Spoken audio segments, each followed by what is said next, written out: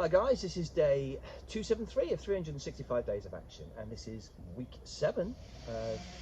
Talk about Thursday. Let's talk about the cancer. So where we left it last week, my kettle's already boiled, makes a change, and the gas has run out, which is a bonus.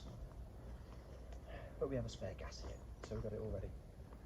Okay guys, so in hospital, coming up to my 10 days to get freed, and obviously going to get discharged. Had to wait to fill out some forms and some work and make sure the sister was happy that I was going to be allowed out. I kept waiting all day. Juliet was due to come, but she had to wait for a phone call from the sister to say that she agreed and she was happy and safe that I was going back out. So this was literally day 10. Anyway, the phone call came, she discharged me. It was like, oh my God, sense of relief. I was going to be freed. I was quick to get changed. Well, I thought I was quick. It took me about 50 minutes to actually get changed. They did offer to help, but I'll do it myself, get it done. I had a little bit of a shower that day as well and tried to work out to smell a little bit fresher, which is bonus. I'd been having bed baths. It was the second time actually I managed to get up and have a bit of a shower, which was cool. Not a proper one, but made a difference.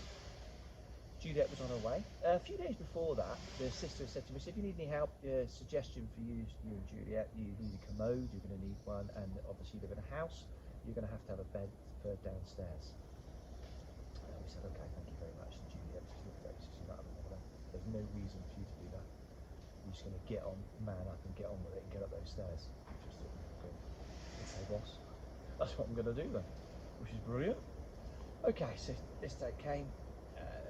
Juliet's mum and dad came over to pick me up into the wheelchair. Discharge papers were all done. I was ready to go. I was just so excited to get out of there. I thought I'd been freed from a prison. Out we go into the wheelchair. Every little rut in the hospital and every little step, wire, everything you go over, I felt like I was like going over a mountain, just backing it up and down and tense in the core and just thinking, oh my God, just a reminding, something going on there, still pretty raw. Anyway, just telling everyone to slow down with the pushing like that. So I'm thinking they were probably going really, really slow anyway, but every little bump I felt. Got into the car. The journey was like being in a roller coaster. Nothing to do with anyone's driving or the road. It's just I was just feeling everything. It's quite a quiet journey on the way home. I was gritting my teeth. Couldn't wait to get home. Anyway, eventually pulled up, sorted everything out, took all my rubbish in, and I got in. As soon as I took that foot through the front door, there was the stairs, and Juliet said, before you go anywhere else, off you go. Okay. He says, off we went. Oh, that took ages. Good. Up there. She was behind me. I didn't realise that. Up there. Got the stairs. Good. So you can use the toilet quite happily. You have the commode and the bedroom's up there, which is perfect. Okay, Juliet. Thank you, boss. Guys, those who think you're the boss at home, you're really not. You know the ladies are. But we just let them keep it. Anyway, got downstairs, took a lot longer getting down. I think I sat down a couple of times for a little bit of a breather. Juliet set the front room chair up for me, which was nice. It's like royalty, it was great. And what I had needed was to get out of the hospital, definitely. As soon as I come out, within walking through those doors at home, it's like, just kind of picks you up. I was having some good food. First thing I did was have a good meal, good whole food. Not that the food's really bad in hospital, but it's definitely better at home when it's freshly cooked, which is brilliant. Getting in there and having that homemade soup, all this, and I soon started to build up a strength. At the time of me being home and having this operation, JD, my Jack Russell, which is Mr. Jack Daniels, he had an operation as well on his knee, I mentioned to you, so his left leg was all mangled up and he had pins put through it. He hadn't been run over, it was just his deterioration of old age. So we were both in a bit of a state and we had to go out slowly. Day 2 came round. Every day after the second day, first night in bed, I was still propped up like I was in hospital, pillows up 45%, felt like I was going rigid to get to sleep, but I did eventually get to sleep, clearly. I was on medication, some painkillers, I had to take the pain away, and get some sleep. Pretty weak, so everything was tiring, even getting up the stairs I wanted to go to bed. But I was moving around, having my food, the more food I had, the better I felt. So getting strength back into it and just walking around the house, walking around the garden, both of us, me and the dog, walking around. Then Juliet ventured out on day 3 and took us down the road at a slow pace, obviously. She must have been walking, poor lady, like a snail, following 2 cripples. Off we go. So went about a quarter of a mile and then came back. Uphill, which is really smart for me. I'm thinking like that. It wasn't much of a hill, but every incline that you felt, which which was great.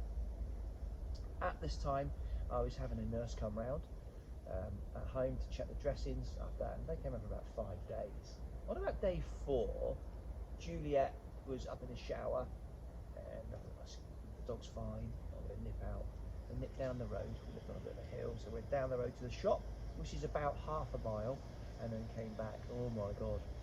The boss was stood in the doorway looking at me like this.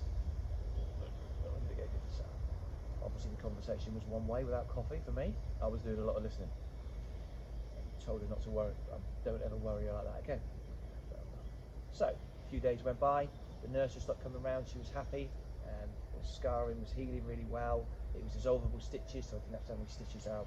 I kept the dressings on for about 6 days, and it was all starting to heal really, really nicely, so she didn't need to come around anymore. Juliet was brave enough to look then at the scars after about 5 days, which is fair enough. I looked at it. She's a little bit squeamish, even though she's rock solid at everything else. Anyway, carrying on now, so we went back. This is about day 5, day 6, and I've decided when Juliet fell asleep, I left a little note this time so I'm not going to get in trouble, and shot down to see my mate. So I didn't shoot, I was actually plodding, walking. I thought I was alright. It's going to be about 20 minutes, about a mile down the road. 40 minutes it took me to get there, and 40 minutes on the way back. When I got there, I was having a chat with my mate, fair enough. When I got home, surprise, surprise, one did get told off again. Being out too long and worrying everyone, even though I'd left a note and given the phone, and I spoke to her on the phone. What I hadn't done is turn it off as silent, and there was no vibration on the phone at that time, so I didn't hear her. So I got told off again. Comms, again, my fault. So, who's only worry? So, what I had done though, is thinking about it, is I'd always slept in the hospital after 10 days at 45 degrees with the pillows behind me, and as soon as I got home, I was doing the same thing. I hadn't actually thought about lying down flat, because no one said I could. Might sound stupid, but you think you're going to split in half for where the stitching going. That's what I was thinking in my head. So I just got to wait for it to heal properly. After a few months, I'll be able to do this. And didn't think anything of it. So carrying on with the walking, I was getting better, getting in and out of the car to practice getting in and out and movements different side to side. And I had to be able to do an emergency stop, lifting your leg. Obviously, it's pushing the pedal. Those who do drive. Lifting that is quite a lot of stress on the stomach, hip flexors and everything else. So where you've had abdominal surgery, you've really got to think about how you're going to lift it. You need that core to get stronger. Just that movement alone is quite, takes your breath away. So just doing little stretches is really, really helping. Into the car, practicing in the driveway, just pushing the foot on the pedals, and I eventually, after 3 weeks, took the car out. I was fine and pushing it. I also had to get back to work, get some money in, clearly, because we were regarding on everything else on our savings to carry on.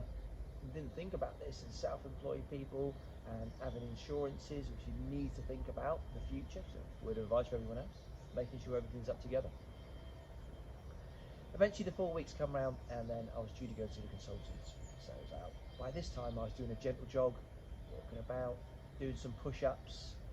I wasn't doing any abdom work. I was managing to hold a plank quite easily and that sort of thing. Just nice gentle stuff and that. A few jumping jacks I was managing to get done.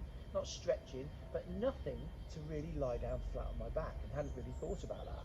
And just opening my body up and stretching back and allowing this. Still deep down in my head I was thinking, I should have asked somebody about this, and I should have been said, look, it's all right to lie down. I didn't even think about it. Anyway, went in to see the consultant. It wasn't my regular consultants I was seeing, it was one of the team. It was a new member of the team that was just there visiting for a while from another hospital. So went to see the doc, have a bloods done, go and sit down. First, it's okay, Joe, everything all right? What are you doing? Walking's going well. Yeah, I'm trying to get fitter and fitter and fitter. Doing a few miles a day now. I was doing at least a few miles a day. I wasn't telling them I was running because I got told off. I was running, I was doing lots of press-ups and things like that. I was doing well. Then he says, right, okay, go in there. Pull the curtain. It says, right, go and lie down on the couch. Beg your pardon? I have some pillows and put it in the back, so 45 degrees. He said, no, lie down flat. I said, I can't. He said, what do you mean you can't? I said, well, I haven't. I've been propped up. I didn't think I was allowed to lie down. He went, oh my God. Right, I think you probably need some bit of counselling with this, because you're in denial of the operation. And you found, I said, oh, hang on, I can just lie down. So eventually I did it, and lo and behold, I didn't split in half, which is a bonus for me. I was thinking, oh my God, I can do this. You know, and how to really, really work it. Over the next few weeks, just actually lying down flat again and straightening your stomach out was quite a lot to do for me. So I was having to really think about stretching. And for what I do for a living, and thinking about, so working with rehabilitation stuff as well, and exercise and adventure training, I should have known this. Didn't even think about asking somebody. So it's obviously worth asking, definitely, about what stretches can I do, what physiotherapy can I do. I didn't think about that at all. I was just thinking about, because everyone's so busy, I was so excited about getting out, I didn't think about it. Anyway, I declined the doctor's offer of getting some counselling because I obviously proved that I could lie down. But thank you very much anyway. Got back home and started working on that straight away. Sitting down, getting the dog out and everything else. And it was all to do with getting home, having some good food, obviously getting looked up and being supported by my family all the time, and getting out and doing some exercise. It's so important after your operation. As soon as you feel good enough, get that exercise done, guys. I hope this is helping. We're on a big start now to the road to recovery, to where I am now. So it's week 8 next week. Everybody, I hope you're enjoying it and it's helping out somebody, just getting some advice. Get back to me if I can help you in any way. Contact me on text. All the information you need to find out about this is on oldboystraining.com. It's also all the information is about 365 days of action. Thank you very much, guys. Look forward to seeing you next week, and keep pushing and don't ever give up. Thanks very much.